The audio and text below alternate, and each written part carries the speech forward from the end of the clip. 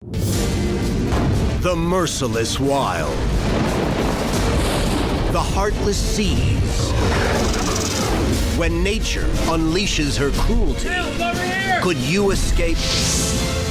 Could you survive? These are the true stories of outdoorsmen, confronted by death, armed with raw courage and a will to live. They are the ones who beat the odds and return from their own fight to survive. Father-son adventurers trek deep into the treacherous Alaska wilds. Cliff areas looked pretty chancy. Following the rugged trail of the white-coated Dall sheep. Before the hunt is over, one man will witness his son windmilling helplessly through the air from a cliff. I'm not sure he's going to keep breathing. His help's coming. We have a serious situation. And that man will learn the outer limits of strength, endurance, and commitment of which a father is capable. The spectacular wilds of Alaska's mountains. An ideal place for a hunter to pass from wilderness to wilderness, from one high place to another, in the words of John Muir. But those high places come with extreme risk. A misstep, a patch of ice, or a sliding rock can hurtle a hunter to the bottom of a gorge. Growing up a hunter in Texas, Rick Collins was willing 30 years ago to accept the risks of Alaska for its breathtaking wild spaces, twice as large as those of his native state. Well, I moved to Alaska in 1983. Been several years, and I haven't grown tired of it a bit yet. And I came because of the outdoor life, mainly hunting, but fishing as well. I like the wilderness situations of being able to get away from the crowds. It's gonna be a good trip this year, Jake. Came here mostly for the adventure. August 18th, 2006. Collins and his 22-year-old son, Jake, his main hunting partner, set off for their favorite Dall sheep hunting area, the sheer cliffs of the Wrangell Mountains. Getting to Dall sheep territory starts with a 6-hour drive across the state from their home in Wasilla. Then, a long slog on ATVs up muddy 4x4 tracks in the late summer thaw. We started running into muddy conditions, difficulty finding our way through bogs. We knew early on that we were going to be spending the night somewhere along the trail.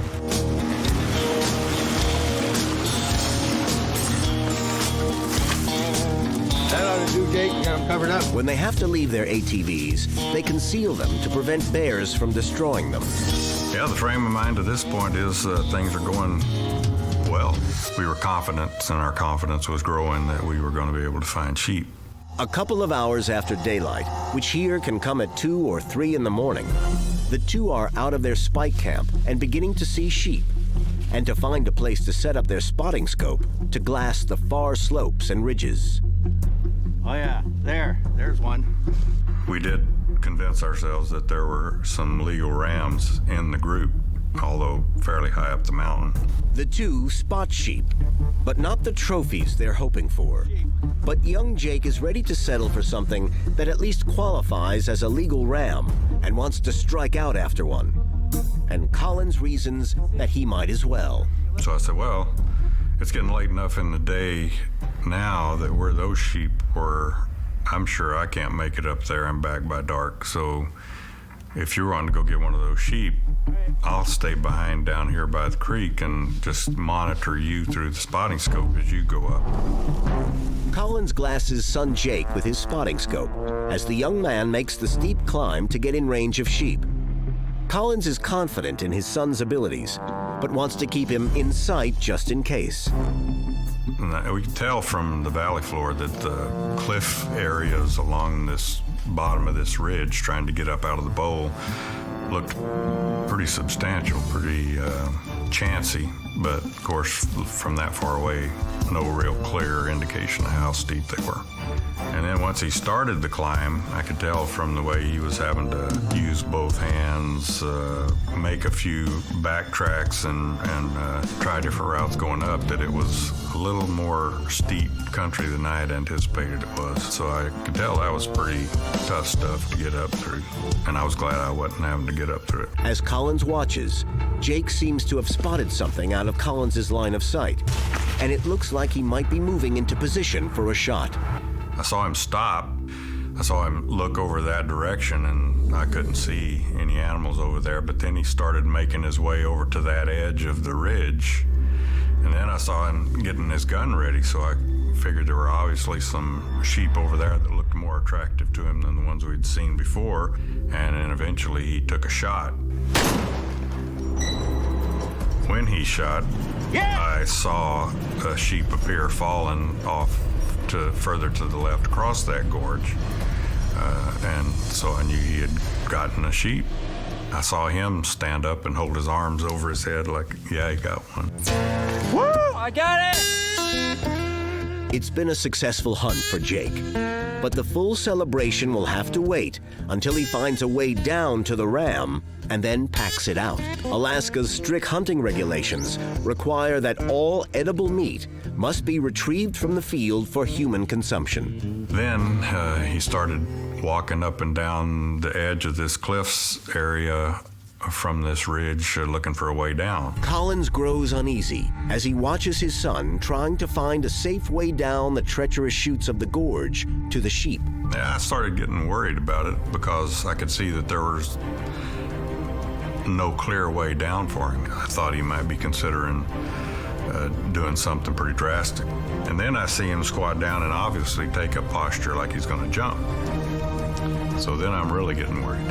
Then I see him turn around and face the mountain and grab the ledge.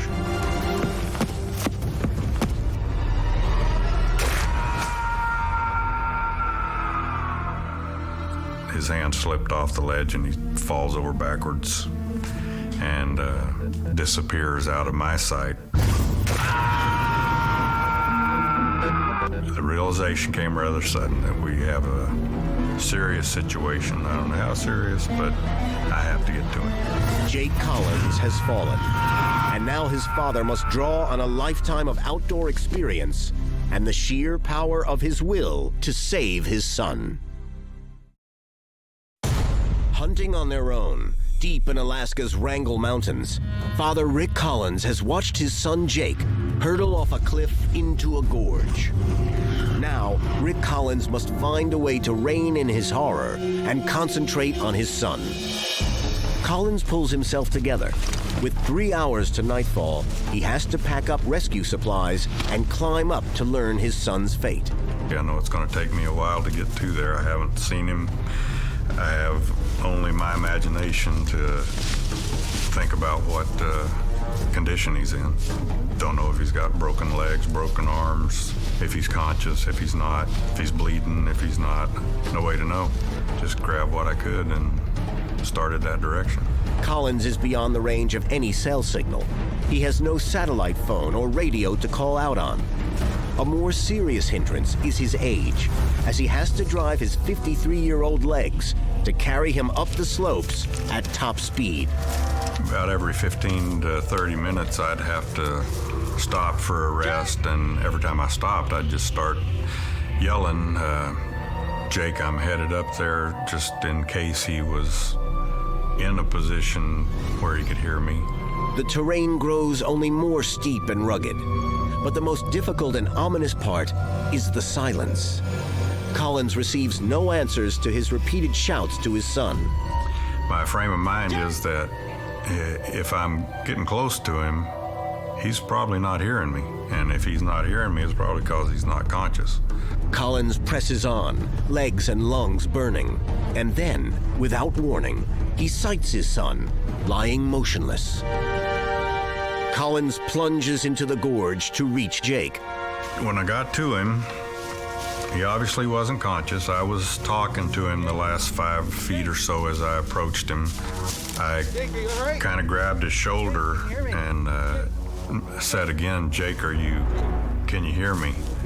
And his eyes opened, and he kind of looked up at me, but I could tell there was just a blank stare, no recognition in his eyes, and he just closed his eyes and went back to complete unresponsiveness. Rick does a quick exam and doesn't feel any broken bones, but Jake's head is full of cuts. Jake, can you talk to me? Collins considers trying to carry Jake out, but knows that's impossible in this terrain. My next option is, am I going to go to camp to go down there and come back? I know it's going to take me 2 hours at very minimum because it took me an hour to get to him. I don't think that's a good idea because I'm not sure he's going to keep breathing any length of time, much less for 2 hours. So I decide that, okay, I'm just going to stay with him with what I have. And what he has is some parachute cloth to make an emergency shelter for his son and him. So I had this with me that I knew I could cover us up with. I felt like he was off the rocks well enough that it was a good way for us to spend that first night and me to make sure he keeps breathing. Collins beds down for the night beside Jake under the parachute cloth, sharing his body warmth and making sure his unconscious son continues breathing. Collins has to fight the gusting frigid wind all night, but in the late hours, things take an even more chilling turn. Then sometime after midnight, he started having seizures where he would start to stiffen up, and he would even start to kick his legs up. They would only last about a minute and then go for anywhere from 15 minutes to a half hour before he would have another one, and that continued for a couple hours. I'd say by 3 to 4 in the morning, those had stopped. Sleep is impossible for Collins as he monitors Jake's condition, and lying beside his son, he searches through the rescue options. So I'm just thinking back and forth whether I'm going to leave him in the morning or whether I'm going to stay. To some point when I know I have to leave, he hadn't stopped breathing throughout the night, so that's further confirming to me that as soon as it gets daylight, I'm going to need to cover him up as best I can and go find help, because nobody's going to find us where we are. Rick builds a rock wall to protect Jake from tumbling debris and covers his eyes to shield against scavenger birds. Collins has done all he can. Now he must abandon his son, even if only temporarily, Jake, if Jake's life is to be saved.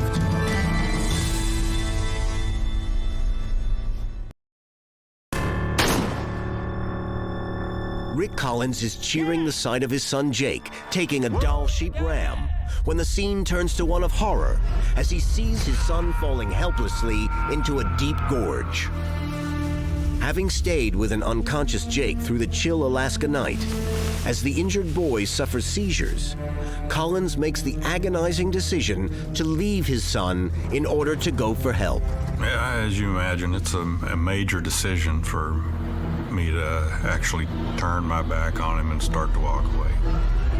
That was a very difficult thing to do.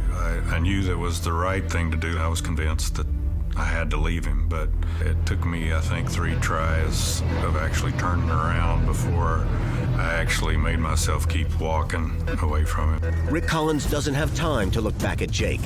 He's got to move as fast as his legs can carry him back to their spike camp, then on to the ATVs in the desperate hope of finding help for his son. An hour later, he reaches their spike camp. Then 2 more hours to the ATVs. But the thawed trail onward is a swamp of mud and muck, and Collins has to winch and muscle the 4x4 out of the bog holes when it gets stuck. Got stuck 10 to 12 times probably going out where I had to get off the four-wheeler, then use either the winch or me coaxing the rig along, standing off to the side and using both the engine power and me pulling on it to get it out of the muck. Finally, Collins reaches his truck. He has a choice of a short trip to an isolated ranger station or a longer ride to an area he remembers seeing rental cabins. And I decided to take the chance and go with what I was relatively sure there's going to be some form of communication at a lodge. So I head that direction, away from the ranger station, and within 3 or 4 miles come to see a cabin up ahead, a recreational cabin on the left. So I pull into that cabin, go knock on the door, and somebody answers the door, and I ask if he knows of how I can get in touch with emergency services to ask for a rescue. Collins' Good Samaritan drives him back to where they can get cell service, and they call an Alaska State Trooper dispatcher in Glen Allen, 100 miles away. The dispatcher puts through a swift chain of calls, and a rescue helicopter is in the air from the coolest National Guard Air Force Base in Anchorage. For more than 24 hours, Jake Collins has lain unconscious after hurtling off a cliff.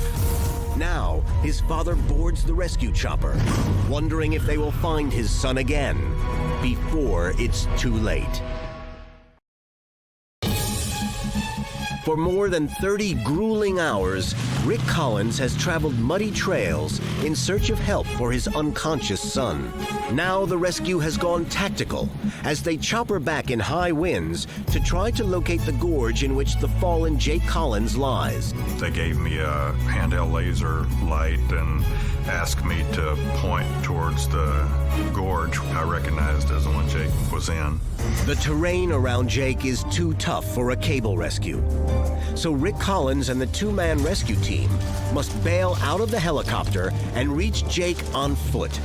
So they decided then that the two parajumpers and myself were going to have to get out of the helicopter and hike back to where he was, and then carry him out to a location where he could be retrieved by the cable hoist. Collins worries that a critical hour has now been added to the rescue effort for his son. Collins presses uphill as fast as he can. But fortunately, one of the parajumpers with him, Red Reddington, takes off at top speed and outraces Collins up the slope. I think I hear him. He's just over the top. That was Red, took off in the lead and made his way up, and he was the first one to reach Jake and heard him breathing against the tarp actually before he got to where you could see him. Jake! Jake, can you hear me? Jake! So I probably got up to him 15 minutes or so after he got to him, and he was still in the process of getting the tarp ripped away and evaluating his condition when we got there. But, well, I know he's still alive then, so that was a real relief to hear that he was alive. And as I got up there, I just sat down by Jake as they worked on him and told him I was glad he hung on. Collins' words are for an unconscious Jake. The young man feels cold to the touch, his breathing labored, and his pulse feeble. Yet he is alive.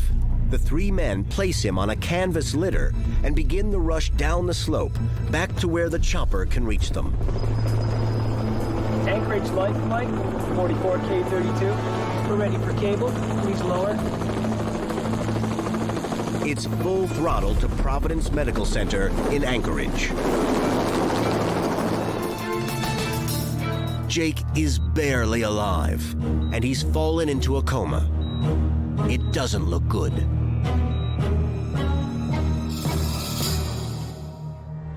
But then, 20 days after Jake Collins' fall, a miracle. He wakes up, opens his eyes, and speaks two words: hello and mom. I didn't know I was in the hospital. I didn't know where I was. And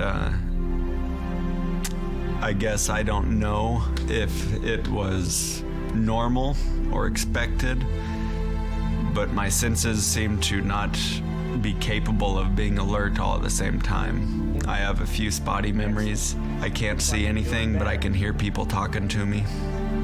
So I don't know if my eyes were closed. Maybe my vision sense just wasn't working yet. I don't know. I had a traumatic brain injury from the accident, and the part of my brain that was most affected was not what I refer to as the academic side of my brain. It was the motor part of my brain. I couldn't stand, I couldn't communicate very well. It was like being a baby all over again. I was completely helpless. I had to relearn all the functions of being a self-sustaining individual. Doctors tell Jake a full recovery will take more than 10 years. But it's now just 6 years later. He's married with a family and is a teacher in his home of Wasilla, Alaska. He remembers little about the incident. Jake continues to hunt, and he and his dad have returned to the scene of the accident. The excuse for me to want to go back was to find my rifle, but I really wanted to go back just because I felt like I had not completed that hunting trip.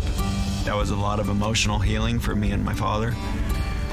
Being back in the same spot, for me, being able to recapture exactly where it was, because my memories of that location weren't great. I got pretty emotional about going back to the spot. It brought back unpleasant memories for sure for me to be there, but at the same time, I think it was good for Jake to see the spot, kind of to bring a closure to it, to say this is something that happened, the events passed, and I'm moving on with my life, things are getting better. Jake Collins well knows he owes his life to his father. I think my reaction to my dad is gratitude.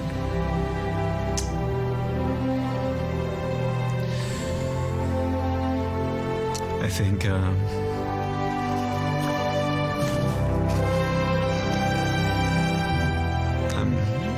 grateful to my dad that I'm here, and grateful to my family for all the support that they gave me for me to